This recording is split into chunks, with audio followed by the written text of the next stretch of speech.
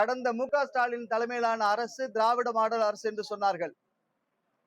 தற்பொழுது இருக்கக்கூடிய விஜய் தலைமையிலான அரசு திருச்சபை மாடல் அரசாக செயல்படுகிறது.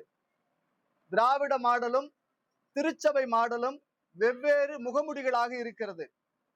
பெரும்பாலான மக்கள் வாக்களித்து ஆட்சி அமைக்கக்கூடிய சூழலில் குதிரை பேரம் எல்லாம் நடக்கிறது என்று அரசியல் தளத்தில் பலரும் விமர்சித்தாலும் கூட எங்களை பொறுத்தளவில் ஒட்டி பிறந்த இரட்டை குழந்தைகளாக திராவிட மாடல் அரசும் திருச்சபை மாடல் அரசும் ஒன்றாக செயல்படுகிறது. காரணம், திரு விஜய் அவர்களை ஜோசப் விஜய் என்று நாங்கள் சொல்லிய பொழுது பெரிய மதவெறி முத்திரையை குத்துகிறார்கள், விஜயை மதத்தின் பெயரால் விமர்சிக்கிறார் என்று சொன்னார்கள். தற்பொழுது அவரே ஜோசப் விஜய் என்று சொல்லிவிட்ட பிறகு இந்த தமிழ்நாட்டில் அரசமைப்பில் பதவியேற்கின்ற ஒருவர் பைபிள் வசனம் சொல்லுவதும், உயர் பதவிகளில் இருப்பவர்கள் குறிப்பிட்ட ஒரு மதத்தை சார்ந்தவர்களாக இருப்பது என்பது திருச்சபை மாடலுக்கு எடுத்துக்காட்டாக பார்க்கிறோம். இது லயோலா கல்லூரியுடைய ப்ராடக்ட். நம்ம விஜய் அரசாங்கம் வந்துருச்சு அப்படிங்கிற அடிப்படையில ஊரெங்கும் மதமாற்றம், கிறிஸ்தவ மதமாற்றமானது பல்கி பெருகி கொண்டிருக்கிறது. மயிலாடுதுறை பக்கத்துல அடியாமங்கலங்கிற ஊர்ல வேன்ல கூப்பிட்டு வந்து புஷி ஆனந்த பாணியில சொல்லணும் இட்னு வந்து மதமாற்றம் செய்யறாங்க. 3 நாளைக்கு முன்னாடி திண்டுக்கல் மாவட்டத்துல ஐயலூருங்கிற ஊருக்கு பக்கத்துல ஒரு கிராமத்துல பேங்க் மேனேஜர் உள்ளிட்ட கிறிஸ்தவ மத போதகர்கள் பண்றாங்க. மதமாற்றம் செய்வது எங்க அரசு, திருச்சபை அரசு வந்துருச்சுன்னு சொல்லி இவங்க சுதந்திரமாக செயல்படுகிறார்கள். மதமாற்ற தடை சட்டம் தமிழ்நாட்டில் கொண்டு வர வேண்டும். இது எங்களுடைய முதல் வேண்டுகோள். இரண்டாவது, இந்து சமய அறநிலைத்துறைக்கு அமைச்சராக பதவியேற்றக்கூடிய சகோதரர் ரமேஷ் அமைச்சராக இருக்கிறார்.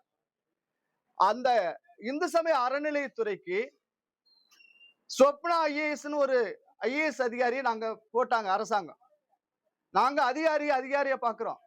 திராவிடர் கழக தலைவர் வீரமணி சொல்கிறார், ஒரு பார்ப்பன பெண்ணை அந்த துறையினுடைய செயலராக நியமிப்பதா? எதிர்ப்பு. உடனே இந்த திருச்சபை மாடல் அரசு 2ஆம் நாள் மாத்திருது. ஒரு பார்ப்பன சமுதாயத்தை சார்ந்தவர் அறநிலையத்துறை அமைச்சரா அப்படின்னு சொல்றாரு வீரமணி. பார்ப்பனர் என்பவரை நியமிக்க கூடாதுன்னு ஏதாவது சட்டத்துல இருக்கா? இல்ல பார்ப்பனர் நியமிச்சது தப்பா? ஒரு குறிப்பிட்ட சமுதாயத்தை பார்ப்பனர் சொல்லக்கூடிய இந்த மன தைரியம் அவர்களுக்கு பிற சாதியினரை, பட்டியல் சமூக மக்களை சாதி சொல்லி சொல்வார்களா? சாதியை ஒழிச்சிட்டோன்னு சொல்லக்கூடிய இந்த வீரமணி தான் சாதியத்தின் பெயரால அரசியல் செய்கிறார், வீண் வம்பு வளர்க்கிறார். வீரமணிக்கு வாய்ப்பூட்டு போட வேண்டும். 2வது வேண்டுகோள். 3வது, திராவிட மாடல் அரசாங்கம் நாங்க 4000 கோயிலுக்கு கும்பாபிஷேகம் செஞ்சோம், நிறைய நல்ல காரியம் செஞ்சிருக்கோம்னு சொன்னாங்க. திமுக அரசு கடந்த 5 வருஷத்துல பதவியேற்ற பிறகு எத்தனை ஆயிரம் கோடி கோவில்கள்ல இருப்பு பணமா இருந்தது, இப்ப எவ்வளவு இருப்பு பணம் இருக்கு? இந்த திருச்சபை மாடல் அரசு இதையெல்லாம் குறித்து ஒரு வெள்ளை அறிக்கை வெளியிடணுங்கிறது எங்களுடைய வேண்டுகோள். எனக்கு என்னமோ இவங்க வந்து தேர்தலுக்கு முன் தேர்தலுக்கு பின் கிமு கிபி மாதிரி தேமு தேபி. இவங்களுக்கு தேர்தலுக்கு முன்பாக உங்கள் விஜய், உங்க மாமா விஜய், உங்க அங்கிள் விஜய்னாரு. கோயம்புத்தூர்ல ஒரு குழந்தை எப்படி பலியாச்சு நம்மளுக்கு தெரியும். இந்த அங்கிள் விஜய் எங்க போனாரு? மிங்கிளா போயிட்டாரா, சிங்கிளா போயிட்டாரா? ரொம்ப தவறுங்க. வார்த்தைக்கும் இப்பொழுது நடக்கக்கூடிய இந்த அரசு முறை வாழ்க்கைக்கும் சம்பந்தம் இல்லாம இருக்கிறார்கள். இதற்கு முந்தைய பல முதலமைச்சர் இருக்காங்க. அம்மா ஜெயலலிதா இருந்தாங்க, எம்ஜிஆர் ஐயா இருந்தாரு, கலைஞர் ஐயா இருந்தாரு, ஸ்டாலின் ஐயா இருந்தாரு. எல்லாரும் டெல்லி போனா பத்திரிகை சகோதரர் சந்திப்பாங்க. இவர் ஒரு வழியா மந்திரி சுட்டு கோழி மாதிரியே போறாரு, அப்படியே வந்துறாரு. ஒரு ஆக்ஷன் கிங்கிறத சரியா செஞ்சுட்டு இருக்கிறார். ஒரு வார்த்தை கூட பிரஸ் மீட் அவர் கொடுக்க. காவிரி உரிமைக்கு காங்கிரஸ் தான் அங்க மேகதாதுல வந்து அணைகட்டணும்னு சொல்றாங்க. ஆனா அதே காங்கிரஸ் இங்க அங்கம் வகிக்குது. இதே ராகுல் காந்தி அவருடைய பதவியேற்புக்கு வந்தார், காங்கிரஸ் சொல்லி கட்ட வேணாம்னு சொல்லலாம்ல. அதனால ஒரு தெளிவற்ற, சிந்தனையற்ற, ஏதோ பொழுது விடிஞ்சா போதுங்கிற அடிப்படையில இந்த அரசு செயல்படுது. இந்த அரசு 6 மாசம் தாக்கு பிடிக்குமான்னு தெரியாது. ஓட்டு போட்டவர்கள், வாக்களித்தவர்கள் ஏதோ மாய வார்த்தைக்கு இந்த மாரிசன்கிற ஒரு பொய்மான தேடி போய் அகப்பட்ட இந்த பொய்யான வார்த்தைகளை நம்பி வாக்களிச்சுட்டாங்க. தமிழ்நாட்டு மக்களுக்கு 6 மாசம் கடந்து ஒரு நல்ல மாற்றம் வரும் நாங்க எதிர்பார்க்கிறோம். ஆமாங்க, அது திருநெல்வேலி அல்வா. விவசாயி, அனைத்து விவசாயிகளுக்கும் கடன் தள்ளுபடி பண்றோம்னு சொல்லி அறிக்கையில வெளியிடுறாங்க. ஆனா 5 ஏக்கருக்கு உள்ளவங்களுக்கு 50,000 தள்ளுபடி, அப்புறம் 1 லட்சம் கடன் வாங்கினா 10,000 தள்ளுபடி. அதுல வந்து ரொம்ப டெக்னிக்கா சொல்ற அறிக்கை ஒண்ணு. ஆனா விவசாயிகளுக்கான தள்ளுபடி என்பது பொய், பொய், பொய். முழுமையான பொய். சரி, ரூ. 2,500 சொன்னாங்க.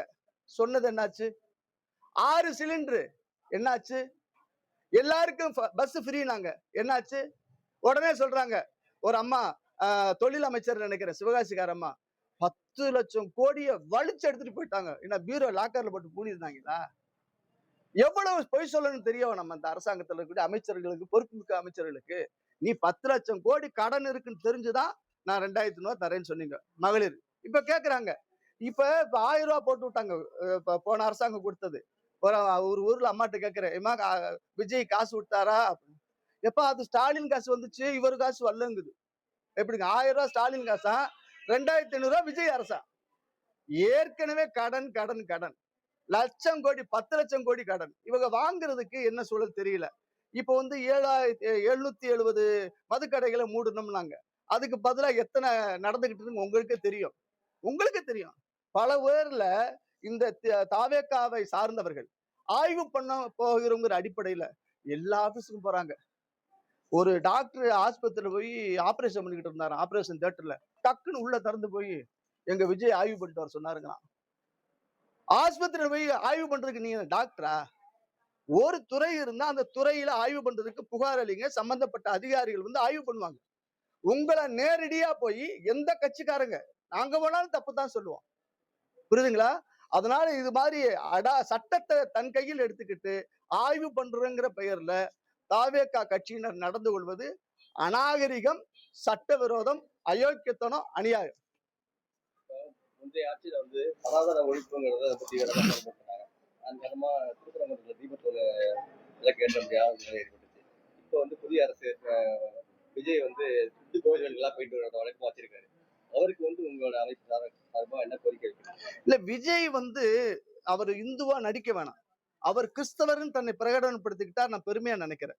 யாச்சுங்களா? திருச்செந்தூர் கோயிலுக்கு வந்தார். நான் கண்டனம் தெரிவிச்சேன். அவர் வந்து அங்க முறையா எழுதி கொடுத்துட்டு போன பிறகு அதுல ஒன்னும் கண்டனத்தை இது பண்ணிக்கல நாங்க. இப்போ சனாதனத்தை வேறறுப்போன்னு சொல்லி இந்த திரு உதயநிதி பொறுப்புமிக்க எதிர்க்கட்சி தலைவர் இருக்கிறார். இதுக்கு முன்னாடி எத்தனையோ பேர் அறுப்பான் அப்படின்னு சொன்னான். நான் சுருக்கமா சொல்லக்கூடிய விஷயம் என்னன்னா, சனாதனத்தை வேறறுப்போன்னு சொல்லக்கூடியவர்கள் இந்து விரோதிகள். இதே பிற மதத்தை விமர்சிக்க மாட்டாங்க. நாய் வாழ நிமித்த முடியாது. இந்த சனாதனத்தை வேறறுப்போன்னு சொல்லக்கூடிய இந்த வேணுகளை திருத்த முடியாது. விஜய் அரசு மதசார்பற்ற அரசு, அனைத்து மதத்தையும் சமமா பாவிக்கணும்னு நான் வேண்டிக்கிறேன். திருப்பரங்குன்ற மலை உச்சியில தீபம் ஏற்ற வேண்டும் என்பது நாங்க போட்ட வழக்கு. நீதிமன்றம் இருநபர் அமர்வு தீர்ப்பை உறுதி செய்தது. இந்த அரசு திருப்பரங்குன்ற மலை உச்சியில் தீபம் ஏற்றுவதற்கு உரிய சட்ட உத்தரவை பின்பற்றும் நான் நம்புறேன். தீபம் ஏத்துனா இந்த அரசுக்கு நல்லது. ஏன்னா சட்டம் கோர்ட்டு சொல்லியிருக்கு. ஏத்தல அப்படின்னா ஸ்டாலின் அரசு மாதிரி நானும் ஒண்ணுதான், திராவிட மாடல் அரசுடைய மறுவடிவம் தான், முகமுடிதான் விஜய் அரசு சொன்னா அதுக்கான பலனையும் முருகனே கொடுப்பான். திருப்பரங்குன்ற விஷயத்துல எவ்வளவு அயோக்கியத்தான அநியாயம் பண்ணாங்க. முருகனுக்கு 2 பொண்டாட்டி 2 இடத்துல தீபம் ஏத்த முடியாதுன்னு சொன்னான். சேகர் பாபு அழுது ஒப்பாரி வச்சு ஓலமிட்டு போன காட்சி நான் பார்த்தேன். முருக பக்தர்களை விரோதிச்சிங்க, திமுக காணாம போச்சு. புரியுதுங்களா? அதனால முருகனுக்கு எதிராக இருந்தால் அவர்கள் என்ன ஆவாங்கிறது முருகனே கொடுப்பான். நாங்க ஒரு கை கருவி சார். தீபம் ஒரு 5,000 ரூபாய் செலவுல நெய் திரி வச்சு ஏத்திட்டு போன என்ன குறைஞ்சா வரும்? உன் வீட்டு கை முதலா போது இந்த பேடுகளுக்கு. எவ்வளவு அராஜக அநியாயம். ஒரு மதசார்பற்ற அரசு தீபம் ஏத்தக்கூடாதுன்னு சொல்லி நீதிமன்ற உத்தரவுக்கு நீதிபதிக்கு எதிராக போயினது வந்து இந்த நாட்டுல வரலாறு கிடையவே கிடையாது. இவங்கதான் போனாங்க. அதனுடைய பிரதிபிம்பமா இந்த அரசும் பண்ணிச்சுன்னு சொன்னா அதுக்கான பலனை விஜய் அரசாங்கமும் 6 மாசம் தாங்குமான்னு பார்ப்போம் சார். கார்த்திகை தீபம் வரைக்கும் வருமா? இது என்ன மாசம்? வைகாசி, ஆனி, ஆடி, ஆவணி, புரட்டாசி, ஐப்பசி, 6வது மாசம் கார்த்திகை. பாத்தீங்களா? 6 மாசம் கார்த்திகை தீபத்துல இது ஒளிருமா அழிருமான்னு அப்ப யோசிச்சுப்போம். திருவான்மியூர் காட்டன் ஹவுஸ் இப்பொழுது OMR காரப்பாக்கத்தில் மே 29ஆம் தேதி பிரம்மாண்ட திறப்பு விழா.